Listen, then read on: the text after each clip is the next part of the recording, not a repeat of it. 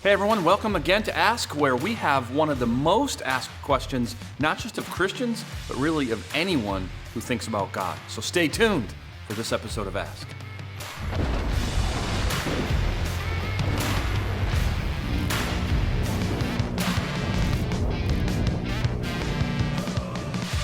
This is Pastor Jamie. We're at Cornerstone Church, where you can ask questions through our website, CornerstoneBV.org. Just go to the media page, drop down Ask, and submit your question. You don't have to leave your name. You can if you want. That's fine too. Remember, if you have questions about the Bible, life, or faith, or whatever it might be, someone else most likely has the same question as well.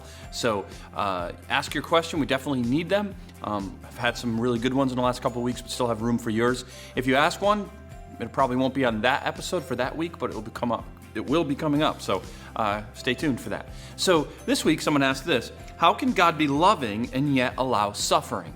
So you see what I mean by one of the most asked questions. This is one of the things that gets asked about God. If there's a God, He truly loves us, why is there so much suffering in the world? And that's a big question that I don't think I can fully answer right in a sermon, let alone on a quick episode of Ask. So let me try to at least give you some of that answer, and then if you have follow-ups, please let us know. First thing is really to ask a question, to answer your question. Is it always, is allowing someone to suffer always bad? Is it always unloving? If you're a parent, I think you know this to be not the case, right? There's times where we let our kids struggle, let them suffer through something, and know that it's for their good. We even punish them, right? And so in their eyes, that's suffering. But we do it, hopefully, it should be if we're a loving parent, we love our kids because we love them. Why? Because it is through suffering that we learn all kinds of things about ourselves and about the world.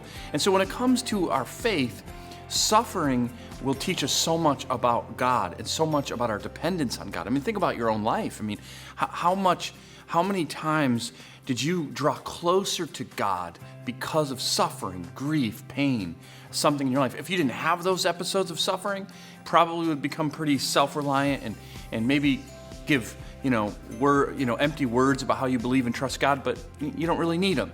And so suffering really draws us closer. So God really uses our suffering. Do we always know how He's using that? No. Sometimes we look back, it's pretty obvious. A lot of those things will have to wait till we're with Him in heaven. There's some real intense times of suffering that's hard to explain, no question about it.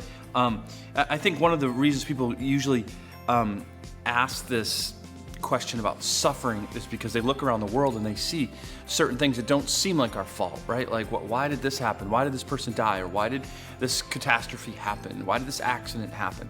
And those are hard, heavy questions for sure. But I think if we really look at it, God has a bigger point to our life than we do. We wake up, we kind of want our life to go comfortably and well, and understandably so, but God has something bigger for you, and that's holiness, righteousness, His presence, and ultimately He uses suffering for that, right? For that purpose. Now, a lot of the suffering we see in the world, it's not God's fault.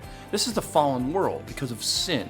And that doesn't mean you suffer through an earthquake because you specifically sinned. That could be the case, but it's not necessarily what that means. It just means, in general, all of the brokenness in people, which causes so much sin, and in the environment, in our life, in our world, is because of sin.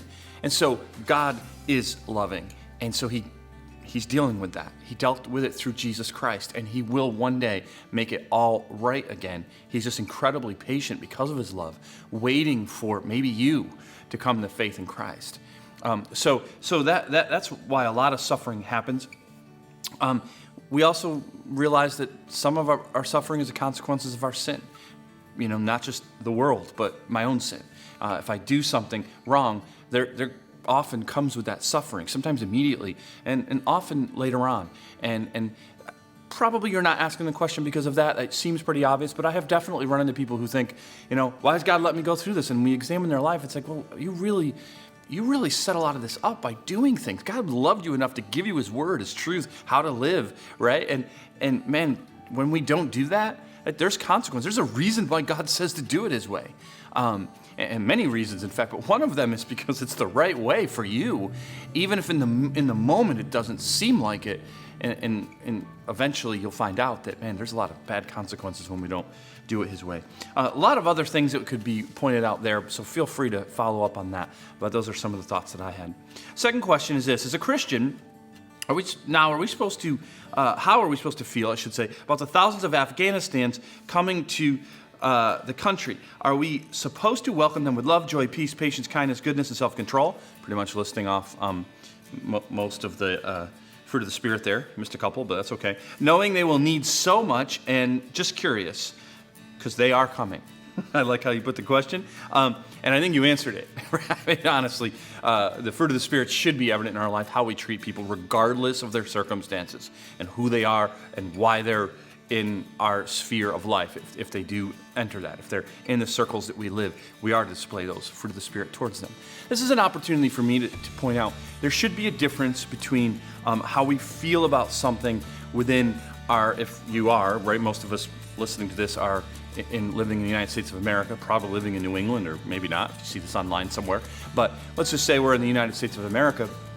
We do have rights and privileges in our country, and we can vote certain ways and feel certain ways if we think it is the right thing, especially about issues with immigration. So that's fine, that's good, even as a Christian, it's fine. However, we need to differentiate that between, all right, no matter how they got in, or no matter why they're here, we are Christians first and foremost, and we treat them that way. We don't treat them beneath how Christ would treat them because they got here some way that we don't think they should have, right? So it's fine to be okay for a certain immigration policy, right, that you think is safe and best for people and for the country you live in. At the same time, we love people in Christ no matter how they got here and who they are, all right? Good. Last one's really, really quick, interesting one. Asking about when Jesus walked on the water and said, basically, said if he was walking on a lake, so it was calm, is what the questioner said. If he was on a river, do you think he would move like a conveyor belt or moving sidewalk, or would I think of the Jetsons? I don't know about you. Or would the water move while he was still?